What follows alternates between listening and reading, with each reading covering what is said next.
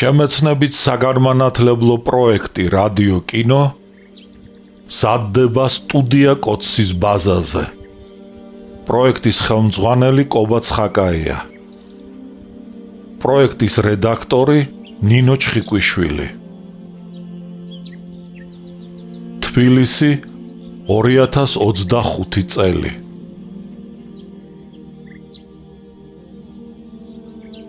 ალექსანდრე ქუთათელი, პირისპირ, რომანი 2 ტომად და 4 წიგნად. პირველი ტომი, წიგნი პირველი. ნაწილი პირველი.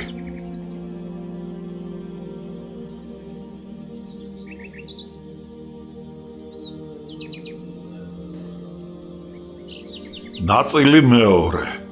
ბაზრის მოედანი. პირველი. აჯანყების საბაბად გადაიქცა ხელისუფალთა მიერ გლეხების განიარაღების ცდა 1918 წლის დოკუმენტებიდან. იონამ პლატონ მოგველაძე თავის პატარა კორომელა სახლში შეიყვანა. ხის პატარა სახლი, უფრო სწორად ქოხი, 2 თვალისაგან შესდგებოდა. ერთში აკლდამასავით პატარა საძინებელი ოთახი და მის უკან საკუჭნაოა. მეორეში კი მიწის იატაკიანი სამზადი ფართო ბუხრით.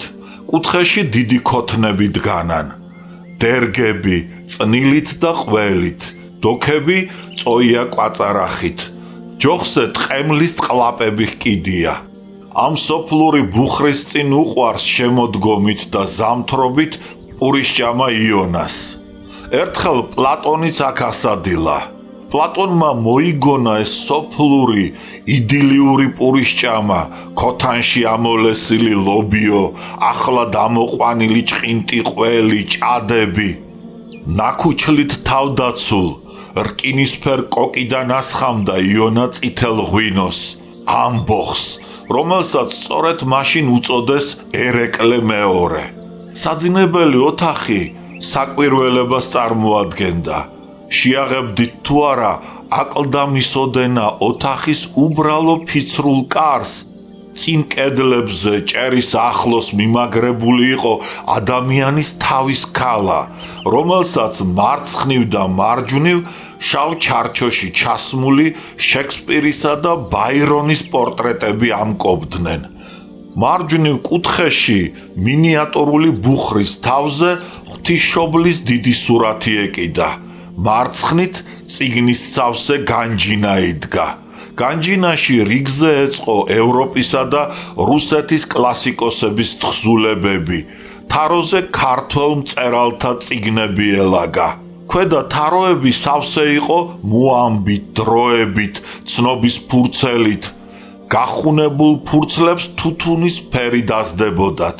აქ იყო წარსული საუკუნის დამლევს, ქართველთა ამხანაგობის, კვალის რედაქციის, წერა-კითხვის საზოგადოებისა და სხვათა მიერ გამოცემული წიგნები.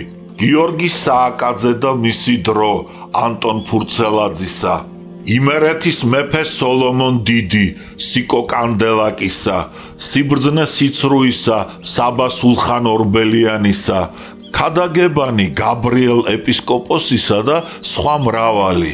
მარჯვნივ ფარდა გადაფენილი სკივრი, ტახტი იდგა მუთაქებით, რომელზედაც იონა იძინებდა. მარცხნივ კედელში სარკმელი იყო დატანებული. ფანჯრის წინ საწერი მაგიდა იდგა წიგნებით, ხოლო შემოსასვლელ კარებთან კუთხეში პატარა მაგიდა. მაგიდაზე ეწყო სარკე, ჯანგარა თავისა და ტანისამოსისათვის. მის გასწვრივ კუთხეში ეტაჟერი, ესეც წიგნებითა და ჟურნალ-გაზეთებით დატვირთული. საკვირველი ასეთნაირად მორთულ ოთახში მაინც და მაინც არაფერია, მაგრამ კედლებისათვის რომ შეგეხედათ, უთუოდ გაოცდებოდით. შპალიერის ადგილი 1000-ნაირი ზომისა და ხასიათის სურათებს და პორტრეტებს დაეჭირათ. რეპროდუქციულს, ფოტოგრაფიულს, ჟურნალიდან ამოჭრილსა და ღია ბარათებზე დახატულს. რას არ ნახავდით კედლებზე? თემატიკურ დომხალს, სტილის აღრევას. საკვირველი ის იყო, რომ ეს პროვინციული ავადმყოფური სიყვარული ღია ბარათებისადმი უმართებულო იქნებოდა აგვეხსნა იონას ცუდი გემოვნებით და ჩამორჩენილობით. იგი მოწყვეტილი იყო ქალაქს, კულტურულ ცენტრს, განსაკუთრებით ამ უკანასკნელ დროს და ეს სურათები და ღია ბარათები ფანტომების როლს ასრულებდნენ კულტურისა და ხელოვნებისაგან ოდესღაც მიღებული შთაბეჭდილებათა მოგონებისა და შენარჩუნებისათვის. აქ ნახავდით მესხიშვილს, ნუცა ჩხეიძეს, ვასო აბაშიძეს, კაჩალოვს, მოსკვინს, ადელ გეიმსა და სხვა მრავალ მსახიობს, სხვადასხვა როლში. აგრეთვე ნაპოლეონს, რუსეთის პეიზაჟს და ეგვიპტის პირამიდებს, წერლებისა და პოეტების, ტოლსტოის, პუშკინის, გოეთეს, ილიას და აკაკის სურათებს. ჩარჩოებში ჩასმულს და კედელზე დაკიდებულ ფილოსოფოსთა, დიდ პოეტთა თქმებს, აფორიზმებს და 1000 სხვას. საწერი მაგიდის ზემოთ დიდი სურათი ეკიდა, ქრისტე მოციქულთა შორის. პლატონის ყურადღებას ყველაზე მეტად იონას ფოტოგრაფიული სურათები იპყრობდა. ლამაზი ყმაწვილი იონა მუნდირში გიმნაზიელობის დროს. იონა სტუდენტი, ხუჭუჭა თმითა და ჯიღისოდენა შუქიანი თვალებით. იონა გადაგრეხილი ლუაშებით, ჩოხა ახალუხში და იარაღში ჩამჯდარი ვაშკაცი. იონა და მესხიშვილი, ევროპულ კოსტუმში გამოწყობილი შვახნის კაცი. იონა ფრანკ აგრონომ ტეიბოს ესაუბრება. იონა და ზდანევიჩი, იონა ურემთან ყანაში, უბრალო გლეხური ტანისამოსით.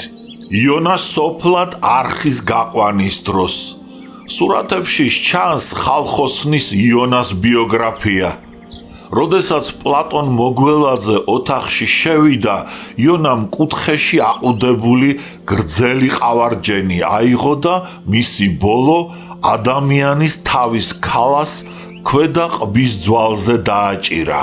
ქვედა ყბამ მოძრაობა იწყო და ქალა ხან დახურავდა ხახას, ხან კიდევ გააღებდა. იონა, რა შვრები, რა საშინელება, გაანებე თავი. დაიძახა პლატონმა და ოთახიდან კარში გავიდა. ზეკაცი ვარო, რომ იძახი, აი შეხედე, ზეკაცის ბოლოც ეს არის, ამბობდა იონა. რად გინდა ოთახში თავის ქალა? უკვირდა პლატონს. ეს ევგენი მაჩუკა. ეკიდოს აქ, რომ ყოველთვის მახსოვდეს ადამიანის ცხოვრების ამაოება. მიუგო იონამ სერიოზული სახით და მერმე საუბარი ირანელ ლირიკოსების, ომარ ჰაიამისა და საადის ლექსებზე და შექსპირის მიერ ჰამლეტში გამოთქმულ ამაოებაზე ჩამოაგდეს. ეს ძველი და გაცვეთილი თემა იყო. იონამ მოიგონა. ომარ ჰაიამი მიმართავს მეგობარს და ეუბნება, შეჩერდი, ფრთხილად დააბიჯე ფეხი დედამიწას, ვინ იცის ეს მტვერი შენს ფერხთა ტერფების ქვეშ იქნებ მზეთუნახავი ქალის ნეშტისა და მისი წარმტაცი თვალების წილიაო. პლატონმა ახტაცებით დაიძახა. როგორი დაწვლილებული და სწორუპოვარი ხატოვნებით წერდნენ ირანელი პოეტები და მოიყვანა გოეთეს ცნობილი აზრი ირანელ ლირიკოსებზე. როდესაც იონამ ასეთი მცოდნე კაცი და ხელოვანი ხელთიგდო, მაგიდის ხუთი გამოსწია და ლერმონტოვის ლექსის, ანგელოზის თარგმანი წაუკითხა. მოგველაძემ 1000-ნაირად გასინჯა თარგმანი, ზოგან რითმები და ცალკე სიტყვები დაუწუნა იონას, მაგრამ საბოლოოდ მაინც ასე უთხრა: დიდი ოსტატობით გითარგმნია. იონას ეამა და გაიღიმა. კიდევ გადააავლო თვალი პლატონმა თარგმანს. შენი თარგმანი ბარათაშვილის ლექსებს მაგონებს, მიკვირს, რა და რა ქვეყნებ. საერთოდ რა და მიჰყოფ ხელს თარგმანს. ლექსი გამოართვა და აღუთქვა, თბილისში ჩავალ თუ არა, მაშინვე დავაბეჭდინებ. ბარათაშვილის თაყვანის მცემელ იონას გაეხარდა, მაგრამ პლატონის შემდგომმა მსჯელობამ გააოცა. ჩინებული ლექსია ლერმონტოვის ანგელოზი, თქვა პლატონმა. ქერუბიმთა გალობის მსგავსად ამეტყველებული, თითქოს არფები შორეული ჰანგები მოისმისო ციდან, მაგრამ მე არა ვარ ასეთი პოეზიის მოტრფიალე, კაეშნითა და ცრემლით სავსე ქვეყნის გმობა, ასკეტიზმი, სხეულის დათრგუნვა და მის ნაცვლად სულისათვის ცხოვრების მინიჭება არ ეგუება ქართველი კაცის ბუნებას. ქართველი წარმართია. ბერძენთა კულტურის გავლენა დიდი იყო ჩვენზე. დედამიწის ჯულს და წარმართობას უფრო მძლავრად უდგას ფესვები საქართველოში, ვიდრე ქრისტიანიზმს. შენდამი მოძღვნილი ჩემი ლექსი, სირ ტრანსით გლორია მუნდი, სწორედ ამ გაგებით მაქვს დაწერილი. იონამ სთხოვა პლატონს წაეკითხა ეს ლექსი, მაგრამ პლატონმა უარი განაცხადა. ახლა სათანადო განწყობაზე ვერ ვარ. იონამ შენიშნა, მუსიკა ნასადილებს არის კარგი. როგორ დაგვამშია ტერეზამ, სადილი ძალზე დაგვიგვიანა და ვინ იცის, იქნებ ჩვენი სტუმრები იგინებიან კიდეც. სტუმრების მოგონებაზე პლატონმა ესტატე მაყაშვილი და მისი ოჯახი შეაქო. იონამ გაიღიმა, მე რომ შენი ამბავი ვიცი, ნინოს არ მოეშვები. პლატონმა იწყინა, რას ამბობ კაცო? ნინოს მიჯნური ხომ კორნელია? მერმე ჩაფიქრდა და თავისთვის თქვა, რამდენჯერ უნდა დაიდაგოს ის საცოდავი ჭაბუკი, სანამ შეიგნებდეს, რომ ქალები არ არიან ღირსნი მამაკაცთაგან მაღალი სიყვარულისა. გაიარს ჟამი და ეგ თავდათრობა და ყმაწვილ კაცური აღტაცება, სასოება და მაცდური ოცნება განქრება. დემონიც კი მიჯნურობაში ეძიებდა შეძრწუნებული სულისათვის სიმშვიდეს და შენ რა მოგივიდა? კითხა იონამ და ურჩია, მოეკიდე ოჯახს. მაშინ შენი პესიმიზმი, დეკადენტობა, უიმედობა და ახირებაც გაქრება. დამიჯერე, უცოლობამ ახირება იცის კაცისა. რა უყოთ რომ სიჭაბუკის მიჯნურობა გაგიცრუდა. პლატონმა შეატყო იონამ სერიოზულ საუბარს, რომ ოხუნჯობა შეაპარა და უთხრა, იცი იონა, სოფელში დასვენებული ვარ. ქალი მენატრება, ჩვენებური სოფლის გოგონა, ევროპის კულტურით გაურყვნელი, ბუნების შვილი. იონას გაეცინა. პლატონი მის მწითურსა და სისხლით სავსე სახეს, საფეთქლებზე მუხლუ ხოსავით გაწოლილ ძარღვებს, კაკლის კაჭარისოდენა თვალებს დააცქერდა. იონას კეხიანი დიდი ცხვირი ჰქონდა, დაღრენილი ნესტოები, სოლივით შეკრეჭილი ჭაღარა წვერი ბებერ სატირს ამსგავსებდა მას. ნასადილებს იონამ ნაბადის ქუდი დაიხურა და კორნელის უთხრა, მე დილიჟანსეს დავაბარე ქუთაისიდან, გაზეთები ჩამოეტანა და სამკითხველოში დაეტოვებინა. წავიდეთ, მუდამ სახლში ხომ არ უნდა იჯდე. ესტატემ პლატონს შეშჩივლა. რამდენი ხანია გაზეთი არ წამიკითხავს, რა ხდება ამ წუთის სოფლად, არაფერი არ ვიცი. შესაძლებელი ყოფილა ქვეყანას მოსწყდე და ისე იცხოვრო, შენიშნა პლატონმა. თუმცა ახლა დამშვიდებით ვარ, განაგრძო ესტატემ. საქართველოს გერმანია მფარველობს, საქართველოში გერმანელი ჯარების სარდალი გენერალი ფონ კრესი და მისი ოფიცრები გენერალ გაბაშვილის სახლში ნადიმზე გავიცანი. იგი თბილისის ირგვლივ ციხესიმაგრეების აგებას, თბილისში, ქუთაისსა და ფოთში სამხედრო სკოლების გახსნას, ძიმე არტილერიისა და სატანკო ლეგიონის ჩამოყალიბებას გვირჩევს.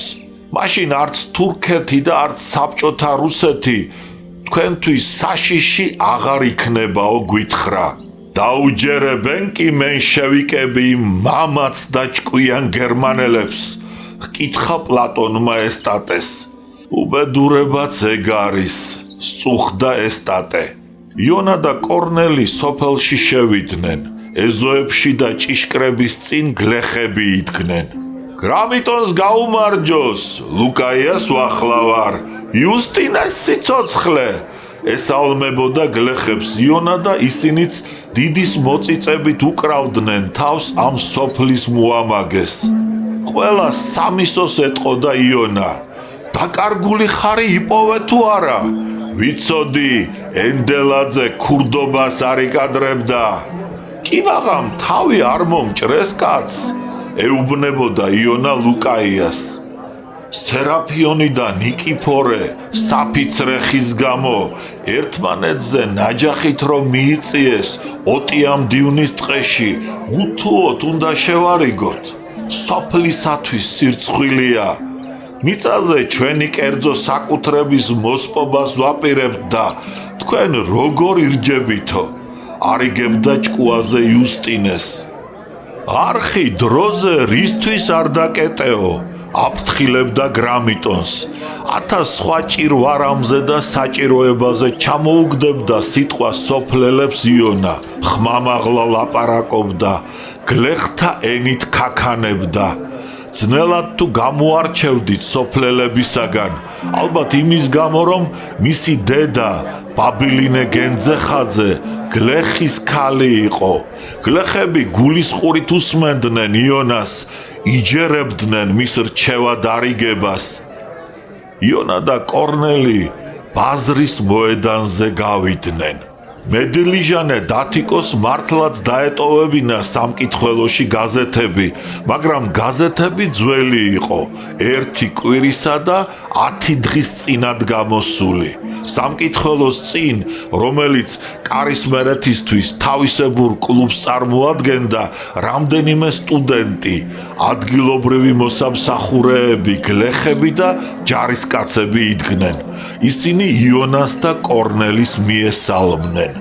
როცა სტუდენტებმა შეიტყვეს, რომ უკვე 3 კვირა გასულა მას შემდეგ, რაც კორნელი კარისმერეთში ჩამოსულა, გაუკვირდათ. ამდენ ხან შინ რამ გაგაძლებინაო? კორნელის ამხანაგებმა, ბიძინა შარაბიძემ და გიგო თავაძემ მოიგონეს თბილისი, ალექსანდრეს ბაღში ბოლშევიკური მიტინგის დახვრეტა, ვანო მახათაძე, მუშტაიდი საავადმყოფო და კორნელის ძმა, დოსტაქარი ევგენი მხეიძე. აქვე იყვნენ სტუდენტები ნიკო გოცირიძე და კირილე მეძმარიაშვილი. ნიკო გოცირიძე შავგვრემანი და ახოვანი კაცი, პეტროგრადის სამხედრო სამედიცინო აკადემიაში სწავლობდა. ოქტომბრის რევოლუციის დროს მეორე კურსის სტუდენტი ბოლშევიკებს მიემხრო. სამხედრო რევოლუციური კომიტეტის განკარგულებაში იყო და ვანო მახათაძესთან ერთად მონაწილეობას იღებდა იმ რაზმში, რომელმაც ზამთრის სასახლე აიღო. ამ დღიდან დამეგობრდნენ ისინი, მოედანზე ვანო მახათაძეც გამოჩნდა. იგი ავადმყოფი დედის სანახავად იყო ჩამოსული და როდესაც ახლომახლო სოფლებში მცხოვრებ გლეხთა ფრონტიდან დაბრუნებულ ჯარისკაცთა აღშფოთება და აჯანყებისათვის მზადება გაიგო, თბილისში აღარ გაბრუნდა. სამხარეო კომიტეტმა მათი ხელმძღვანელობა დააკისრა. მას გალაქტიონ გელაშვილი და რაჟდენ ტურიაშვილი ახლდა. ნიკო გოცირიძის ამხანაგი კირილე მეძმარიაშვილიც მედიკურ ფაკულტეტზე სწავლობდა, კიევის უნივერსიტეტში. იგი კარგად იცნობდა კორნელის ოჯახს, კორნელის ძმებს. უთუოდ უნდა ვინახულო ჩემი ყოფილი მასწავლებელი სტეფანე. იგი შესანიშნავი პედაგოგი და ადამიანია. ქუთაისის გიმნაზიის დამთავრების შემდეგ მისი ხელმძღვანელობით ექსკურსია მოვაწყეთ და მთელი აღმოსავლეთი საქართველო თითქმის ფეხით მოვიარეთ. სთქვა კირილემ, იონამ მოაგონა, ექსკურსიის შემდეგ ჩვენს არ იყავით? დიახ, 10 კაცი მიგვიპატიჟა სტეფანემ. ხო, რა პატივი გვცა ქალბატონმა ტერეზამ, მიუგო კირილემ და გაიხსენა რა და რა ქალაქები, სოფლები, მონასტრები, ციხესიმაგრეები, ისტორიული ადგილები ინახულეს ექსკურსანტებმა აღმოსავლეთ საქართველოში. მომცრო კაცმა გაიცინა და მეჩხერი კბილები გამოაჩინა. ბაჭუა ყურაშვილმა შეგვარცხინა სხვითორში. ჩვენს დიდებულ და მცხოვან პოეტთან, აკაკი წერეთელთან, თორემ ისე დიდებული ექსკურსია იყო. ყველანი დაინტერესდნენ თუ რა ჩაიდინა ბაჭუამ. სხვითორში აკაკი წერეთელმა მიგვიპატიჟა სადილზე. აკაკი კარგ გუნებაზე იყო, მოხუც დასეხუმრებოდა. ხედავ რა საცოლშვილო სტუდენტები გვეწვივნენ, აირჩიე საქმრო. ამ დროს ბაჭუამ კიტრი გაფწქნა და დაჭრა. დაჭერს ხელით იღებდა, ჩანგალზე აგებდა და ასე აწოდებდა აკაკის დას. თვით აკაკის და ყველა ჩვენგანს, სთქვა კირილემ. ყველამ გაიცინა. იონამ გაზეთი ერთობა გაშალა და კითხვის დაწყებამდე დინჯად წარმოსთქვა. ნეტა 2-3 წელი კიდევ ეცხოვრა მცხოვანს და მოსწრებოდა ახალ დროებას. მერმე ხმამაღლა წაეკითხა ახალი ამბავი, რომელიც უკვე ახალი აღარ იყო და კარგახანია ჩამოიტანა კარისმერეთში თბილისიდან ესტატე მაყაშვილმა. იონა დუშეთის აჯანყების შესახებ მენშევიკური მთავრობის ცნობას კითხულობდა. ჩვენი ჯარები ანანურიდან ფასანაურისაკენ გავიდნენ. ტყვედ წამოიყვანეს 300-მდე.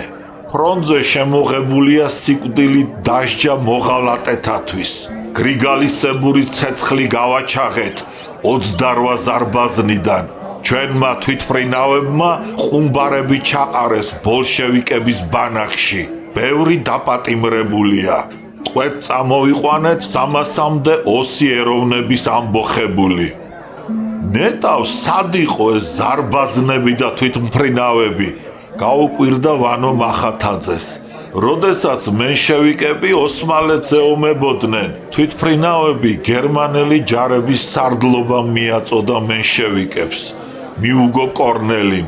უიარაღო გლეხკაცებისა და ოსების ბრძოლაში მენშევიკები დიდ ვაჟკაცობას იჩენენ. თურქეთთან ომის დროს კი გამორბოდნენ და სამარცხვინო დამარცხდნენ. ჩაერია ლაპარაკში გალაქტიონ გელაშვილი. გიგო თავაძე შეედავა. რა უნდა ექნა მთავრობას?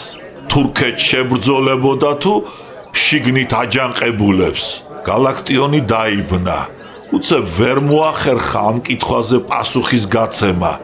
მას ვანო მახათაძე მიეშველა. მენშევიკებმა მონურყოფაში დატოვეთ მუშები. მოატყვილეთ გლეხობა. გლეხობა ისევ უმიწაწყლოდ დარჩა და ახლა გიკვირთ? რატომ არიან მუშები და გლეხები ჩვენს წინააღმდეგ? რადარ გვეხმარებიან გარეშე ძალთან ბრძოლაშიო? რა ნაყოფი გამოიღო თქვენმა ბრძოლამ? თქვენ მოსყვიტეთ საქართველოს მშრომელი ხალხი მოძმე რუსეთს. ხელი მოაწერეთ გერმანიასთან ფოჩი დადებულ სამარცხვინო შეთანხმებაზე, რომლის მიხედვით საქართველო გერმანიის ახალ საშენად იქცა. თქვენ ჩააბარეთ გერმანელებს ყველაფერი, ჩვენი რკინიგზა და ჩვენი ბუნებრივი სიმდიდრენი.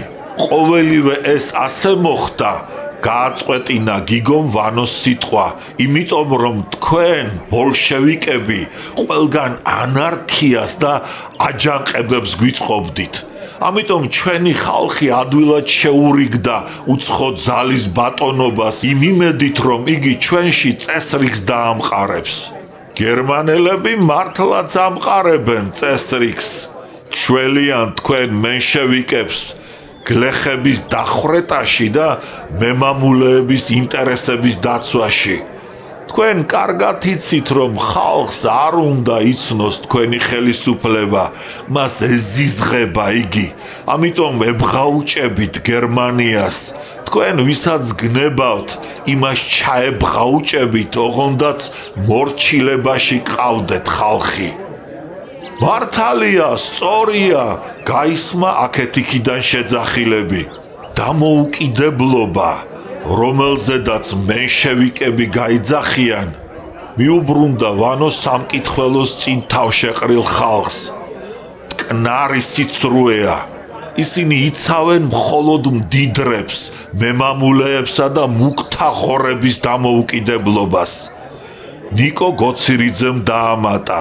ნუ თუ თანაგრძნობას და აღფრთოვანებას მოელოდით იმ ხალხისაგან, რომელსაც თქვენი ბატონობის შედეგად გარდა შიმშილისა, სიტიტულისა და დახვრეტისა თქვენგან არაფერი არ მიუღია. მე თურქების წინააღმდეგ ვიბრძოდი, ჩაურთო გალაქტიონ გელაშვილმა, მაგრამ რა ჯილდო მოგცა მერე მთავრობამ მე და ჩვენისთანებს. ისევ უმიწაწყლოდ დავრჩით და ცოლშვილი შიმშილით გვეხოცება. კამათმა მწვავე ხასიათი მიიღო. ზოგი ფეხზე იდგა, ზოგიც გრძელ სკამზე იჯდა სამკითხველოს წინ. ამ დროს სამიკიტნოდან ჩოხა ახალუხში გამოწყობილი, ახოვანი და მაღალი ვაშკაცი გამოვიდა. მოედანზე შეჩერდა, ჭის სათავეზე ჩამოჯდა. ბაზარს გახედა. სამკითხველოს წინ ატეხილი ქოთქოთი შემოესმა. ნაღვინევი თვალები გააშტერა, გაიღიმა. მუხრის ქუდი გაისწორა, ენა გადმოაგდო, შეაბრუნა, მოკეცა და მერმე ისეთი საოცარი და ძლიერი ხმით გამოსცა ზედიზეთ, რომ სტუდენტები შეკრთნენ. ბაზარში მიკიტნის ბიჭებმა სიცილ ხარხარი ასტეხეს. სამფა იტალიური ბრანწი დაარტყა იასონ ჯანჯღავამ. მაღალი კაცი ნელა წამოდგა და სამკითხველოსაკენ წამოვიდა. იასონი მთვრალია, რაც არ უნდა თქვას, ყველაფერზე დაეთანხმეთ, თორემ დედას გიტირებთ. გააფრთხილა ამხანაგები გიგო თავაძემ. იასონი ვაჭრის შვილი იყო. კომერციული სკოლა ჰქონდა დამთავრებული თბილისში. ერთი წელი მოსკოვში დაჰყო კომერციულ ინსტიტუტში, მაგრამ იქ ლოთობას და ჩხუბს გადაჰყვა და 1916 წელს ისევ სოფელში დაბრუნდა. ჩოხა ჩაიცვა და კარისმერეთის ძმაბიჭებთან გააბა კავშირი. ამ კავშირმა ნაყოფი გამოიღო და მალე ჩხუბში კაცი შემოაკვდა. კარისმერეთის ძმაბიჭებს ძალიან უყვარდათ იასონი. არა მარტო მისი ვაჟკაცობის, სიმარდისა და პურმარილის გამო, არამედ მისი ჩინებული საოხუნჯო ლექსების გამოც. იგი ეშმაკის მათრახის თანამშრომელი იყო. იასონი არხზე გადახტა და ხმაგაკმედილ სტუდენტების წინ რისხვასავით მოვლენილი აღიმართა. შარზეა. წასჩურჩულა გიგომ ბიძინას და გაიღიმა. ეგაცინებს ღვთისგლახა. შეძახა იასონმა და ქერა გრძელი ულვაში გაისწორა. არ გამიცინია იასონ, მიუგო გიგომ და შიშისაგან გააცივა. ფეხებზე მკიდია მე შენი სტუდენტობა. სტუდენტი მე შენზე ადრე ვიყავი. მოსკოვი მოვიარე, მაგრამ რა ყრია სტუდენტობაში, თუ თავში არაფერი გიძებს. მართალია იასონ, დაემოწმა გიგო. ეგ სოციალიზმი უნდა დამყარდეს, იქ კაპიტალიზმიო. ვინ გითხავთ, გვეჭირიანებო, კარისმერეთის ბაზარში, რუსეთის, ევროპის და მთელი ქვეყნის გარდაქმნაზე რომ ტლიკინობთ. მართალია იასონ, ქვეყნის გარდაქმნა რა ჩვენი საქმეა? ისევ დაუდასტურა გიგომ. თქვენ დონიცოდნათ, ამ გოგრაშიც მოიძებნება, მაგრამ ხომ ხედავთ, მაგ საქმეში არ ვერევი. კაპიტალიზმის დრომოჭმულობის შესახებ კარისმერეთში კამათი განა სასაცილო არ არის? მართალია იასონ, ეს მართლაც სასაცილოა. მერე ეს სტუდენტური ქუდი რომ დაგიკოსებია, გასიებულ თავზე მათხოვარო. ნაცნობს არ უნდა მოუხადო? მართალია იასონ, ნაცნობს უნდა მოუხადო. მექმედი, შეკიულა იასონმა. სიჩუმე ჩამოვარდა და ზეზეულად გათავებული, დაბალი და მოკუზული სტუდენტი შიშით და ცახცახით წარსდგა აყლაყუდა კაცის წინაშე. იასონმა ნიჩაბივით ფართო ხელი ამოსდო ნიკაპში და თავი მაღლა აწევინა და უყვირა. ვის აბიტურებს, მაიმუნა? მართალია მთრალიაო რომ იძახი? ყველაფერი მართალი როგორ არის? მე შენი დედა კი. გაბრაზდა იასონი. უზარმაზარი ხანჯლის ტარზე გაივლო ხელი და ნახევრამდე ამოზიდა. გიგო კინაღა მუხლებში დაეცა შიშის გამო და იასონ შეევედრა. იასონ, ბიჭო, ჩემთან ხანჯალი რად გინდა? იასონმა ფერწასულ და აკანკალებულ გიგოს შეხედა, გაიღიმა და ხანჯალი ქარქაში ჩააგო. ეს მართლა მართალია, გაიცინა იასონმა. შენისთანა მაიმუნთან ხანჯალი რად მინდა? ირგვლივ ხარხარი ატყდა. გიშია ეს პატრონმკვდარი, გაიღიმა გალაქტიონ გელაშვილმა. სამკითხველოსთან 4 მილიციელი მივიდა. მილიციელნი შორი ახლოს შეჩერდნენ. გალაქტიონ შეხედეს და ჩურჩულით დაიწყეს ბჭობა. მერმე გარშემოეხვივნენ და წინადადება მისცეს იარაღი აეყარა. გალაქტიონმა სახეზე შეატყო მილიციელებს, რომ არ მოეშვებოდნენ, ამიტომ თვალის დახამხამების უმალ შეაჯახა 2 მათგანი ერთმანეთს. დუქნის წინ არხის წყალში გადაუშვა და ნაგანი ბუდიდან ამოსტაცა. გალაქტიონის მიერ წყალში გადაყრილი, გაწუწული მილიციელები არხიდან ამოვიდნენ. გალაქტიონმა გოლიათივით გადახედა კონდრის კაცებს და დამცინავად ჩაუგუგუნა. თქვენ ღმერთ ძაღლებო, ჩემზე პატარა კაცი ვერ ნახეთ კარისმერეთში, მე რომ მეჭიდავებით. მილიციელებმა ხელი ვერ ახლეს გალაქტიონს და პირში ჩალაგამოვლებულნი სხვებთან ერთად გაიპარდნენ. ამ დროს სამიკიტნოს წინ დაპატიმრებული ერთი ჯარისკაცი გაატარეს. მილიციელები დასცინოდნენ და მუჯლუგუნის ცემით მიხავდათ.